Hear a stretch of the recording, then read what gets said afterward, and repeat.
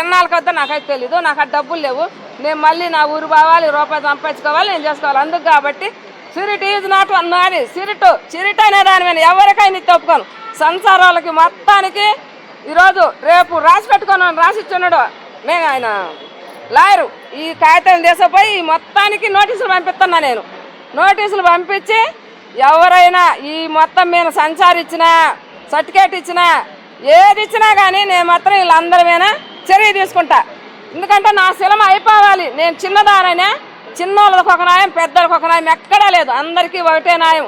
కోర్టుకు పోతే అందరిది ఒకటే న్యాయం. ఇక్కడ ఉంటే మాత్రం తలా ఒక న్యాయం ఉంటుందేమో, కానీ ఆడికి పోతే అందరికి ఒకటే న్యాయం. కాబట్టి నేను మాత్రం కోర్టుకు వెళ్ళిపోతా. నాకు 3 రోజుల్లో ఇవ్వరం చెప్పాలి. నా శిలమ సిరిట్ ఈజ్ నాట్ వన్. నేను 100 సార్లు ఇదే మరి చెప్పుకుంటున్నా. నా శిలమ పేరు తెలుసు కదా, తెలిసి నాకు ఎందుకు వేసారు? వీళ్ళు చిన్నోళ్ళు, వీళ్ళు ఏం చేస్తారు? వీళ్ళని కింద తొక్కేద్దాం అనుకోరేమో. కాదు, నాకు ఎవరిచ్చినో సంచారు వాళ్ళకి ఇస్తున్నా నోటీసు. నాకు ఇది ఫిలిం శాంబ్రాలకి ఇస్తున్నా. మొత్తం ఎన్ని శాంబ్రాలని అందరికి కూడా పంపిస్తున్నా. మళ్ళీ వంగా గారికి పంపిస్తా. తీసిరేసి అంట వాళ్ళకి పంపిస్తా.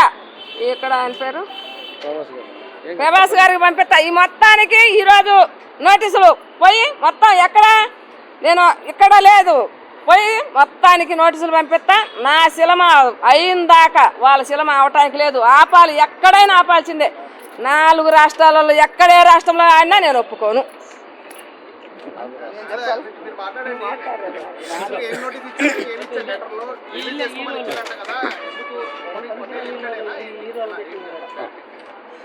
అయితే ఒకసారి మళ్ళీ అమ్మలు చెప్పి కొన్ని వస్తూ ఉంటాయి. ఒకసారి మళ్ళీ మొత్తం రిపీట్ చేస్తాను, కొంచెం క్లారిటీ ఉంది లేదని. లాస్ట్ ప్రెస్ మీట్ పెట్టే ముందు ఛానల్లో లైవ్ మాట్లాడామన్నా, అక్కడి నుంచి మొదలు పెడతాను. అతను ఎవరైతే మేనేజర్ ఉన్నాడో మేనేజర్ ఫోన్ చేసి లైవ్లోకి వచ్చి చెప్పాడు, ఒక 2 రోజుల్లో నీకు క్లియరెన్స్ ఇస్తానని. సరే ఆయన మాట ప్రకారం నేను చెప్పాను కూడా, మీరు నమ్మకం లేదన్నా, మీరు ఎవరు ఇప్పుడు ఆల్రెడీ 4-5 సార్లు చేశారని. లేదు ఈసారి పక్కా ఇస్తా అన్నాడు. లైవ్లో కదా ఓకే అనుకున్నాం. ఇది పెట్టిన తర్వాత ఊర్లో నుంచి ఒక అతను అప్పిచ్చింది ఇతను ప్రొడ్యూసర్ అని చెప్పి వచ్చాడు. అక్కడ ప్రెస్ మీట్ పెట్టాడు, నేను ప్రొడ్యూసర్ని, ఈ సినిమా నాదే అని. మాకు ఒక నిమిషం భయపడ్డాం, కానీ తర్వాత కొంచెం పర్లేదు, ఒక అప్పు తిరిగింది అనుకున్నాం. తర్వాత ఆడికి వెళ్ళిన తర్వాత, ఇక్కడ ప్రెస్ మీట్ ఆడికి వెళ్ళిన తర్వాత మనోడు అడిగాను మాట, అడిగాను నేను ప్రొడ్యూసర్కి వస్తావా ఫైనాన్సర్కి వస్తావు అని అడిగాను. మనోడు దగ్గరికి వెళ్ళిన తర్వాత నేను ప్రొడ్యూసర్ని కాదు ఫైనాన్సర్ అన్నాడు. అయితే ప్రెస్ మీట్ పెట్టాను ఈ విషయాన్ని, నువ్వు ఆల్రెడీ ప్రెస్లో చెప్పావు కదా ప్రొడ్యూసర్ అని. బయట ఇంకో దానికి ఏదైనా కావాలంటే వాళ్ళు ఒప్పుకోరు కదా, ప్రొడ్యూసర్ ఆల్రెడీ ఉంటాడు, నా బిజినెస్ కొద్దిగా ఇబ్బంది అవుద్ది అన్నాను. ఇక్కడ జరిగిన ప్రమోషన్ చూసి అతను ఏదో 10 కోట్లు వస్తే డబ్బులు తీసుకుందని ఆస్తి పెట్టాడు. దగ్గరికి వెళ్ళాక మళ్ళీ పాపం అతను కూడా మళ్ళీ ఎనికి డ్రాప్ అయ్యాడు. ఎలాగే ఏమంటే నేను వాళ్ళు అప్పించానని, నాకు అప్పుగా సంబంధం, నాకు ప్రొడ్యూసర్ కాదని. సరే అయిపోయింది, వెయిట్ చేస్తాను, నోటీస్ పంపిస్తారేమో 2 రోజులు 3 రోజులని. మొత్తానికి అయితే ఒక 3 రోజుల క్రితం నోటీస్ వచ్చింది. నోటీస్ ఇచ్చింది కానీ క్లియరెన్స్ ఇవ్వలేదండి. మొన్న పోయినసారి ఏం చేశారంటే అసలు ఎక్కడ రిలీజ్ చేయడానికి లేదు, సినిమానే పెట్టాడు. ఫస్ట్ నుంచి బతిలాడుతుందంటే, మీరు మాకు క్లియరెన్స్ ఇవ్వండి, స్పిరిట్ ఈజ్ నాట్ నాది మీదది ఎవరిదో సపరేట్గా ఉంది, మీకు నా సంబంధం చెప్తున్నాం. కానీ దీంట్లో ఇంకొక అడుగు ముందుకేసి ఇంకొంచెం చూపించారు వాళ్ళు ఉందాతానని.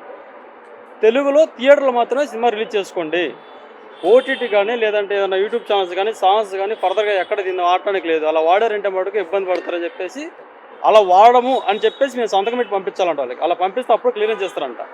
మేము అలా పెట్టమన్నది అవన పనేది, మీరు పెట్టండి. అప్పుడు ఇంకో మాట అడిగాను మేనేజర్ని, ఏమడిగానంటే కరెక్ట్ అన్న బాగానే ఉంది, తెలుగు వరకు మాకు అన్నారు కదా, తెలుగు వరకు మేము రిలీజ్ చేసుకుంటాం, తెలుగులోకి మీరు రాకుండా ఉంటారా? Spirit is not Telugu, spirit other language పక్కన ఎక్కడ ఉంది, తెలుగులో మీరు రిలీజ్ చేసుకోకుండా ఉంటానంటే అలా మీరు నోటీస్ ఇస్తే అగ్రిమెంట్ రాసుకుందాం, అది ఎక్కడైనా రాసుకుందాం. దీనికి వాళ్ళ సమాధానం నేను చెప్పట్లేదు. మరి అంటే ఇక్కడ కూడా కావాలేమో వాళ్ళకి, కావాలంటే వాళ్ళ మాట చెప్పకూడదు. దీనిగా మళ్ళీ ఒకసారి చెప్తాను, తెలుగు వాళ్ళు వదిలేసి బయట అంతా రిలీజ్ చేసుకుంటానంటే నేను ఓకే, తెలుగు వరకు వాళ్ళ సంబంధం లేదు అంటే, స్పిరిట్ అనే సినిమా తెలుగు రిలీజ్ చేయను అంటే నేను దానికి ఒప్పుకుంటా. కాదు అంతలక్కలు చేస్తాను, నువ్వు ఎక్కడ ఆగమంటే వాడికి ఆగను, అంతలక్క రావాలి, ఇది కరెక్ట్ కాదు. సరే ఇది జరిగింది, మళ్ళీ బతిలాడుతాను మూర్ఖత్వం దాన్ని మళ్ళీ ఫస్ట్ లాగే. కానీ ఇక లాయర్ అని చెప్పాడంటే ఓ మాట అడిగాడండి, సరే బతిలాడుతాను వాళ్ళు క్లియరెన్స్ చేస్తారు, నువ్వు సినిమా రిలీజ్ చేసుకోగలవా అని అడిగిన మాట. చెప్పాను, కష్టమన్నా వాళ్ళు ఇచ్చిన ఒక 6 నెలలు 3 నెలలు పడుతుందన్న. అలాంటప్పుడు ఎందుకు వాళ్ళు బతిలాడతా, వాళ్ళే వస్తారు, నీ దగ్గర సెన్సార్ ఉంది కదా కేసేద్దాం అన్నాడు. ఆయన మాట ప్రకారం మేము ఎవరు పెట్టాం ప్రెస్ మీట్ ఇది.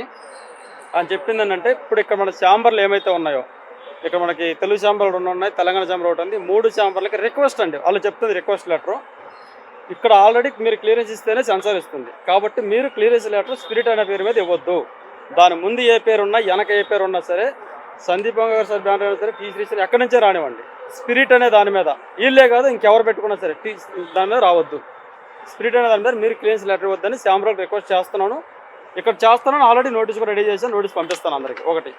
రెండోది వచ్చేసి మన సెన్సార్ సర్టిఫికేట్కి ఆల్రెడీ వాళ్ళు సెన్సార్ ఇచ్చారు కాబట్టి స్పిరిట్ ఈజ్ నాట్ వన్ అని.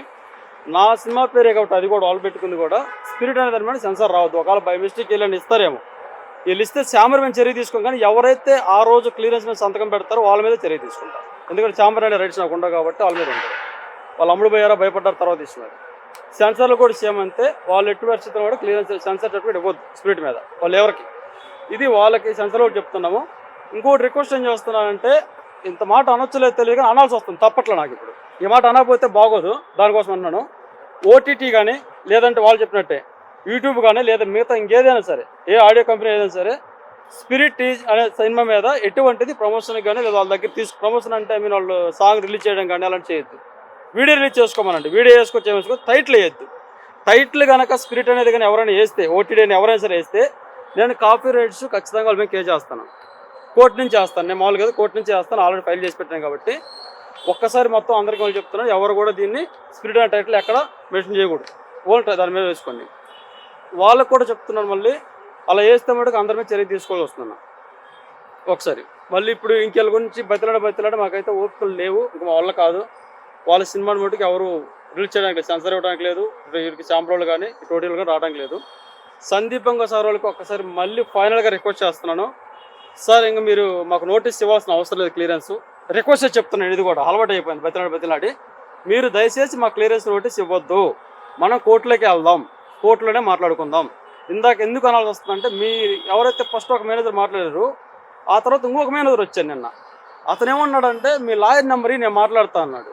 నా లాయర్ నెంబర్ ఎందుకు ఇస్తానన్నా, ఇవ్వనన్నా, ఆల్రెడీ ఒక లాయర్ వెళ్ళిపోయాడు, మీ దెబ్బ భయపడ్డాడో లేకపోతే కొన్నాడు తెలియదు, కానీ ఇంకొక లాయర్ నెంబర్ ఇవ్వలేను, ఇంకొక లాయర్ పెట్టుకుని ఓపలేదు కాబట్టి ఈ లాయర్ నెంబర్ ఇవ్వనన్నాను. అట్లయితే సరే అని చెప్పేసి నేనేం అడిగానంటే, వాళ్ళ లాయర్ నెంబర్ అడిగాను, నేను మాట్లాడతారని. వాళ్ళ లాయర్ నెంబర్ ఇవ్వకూడదంట, మా లాయర్ నెంబర్ ఇవ్వాలంట, తప్పంట వాళ్ళ లాయర్ నెంబర్ ఇస్తే.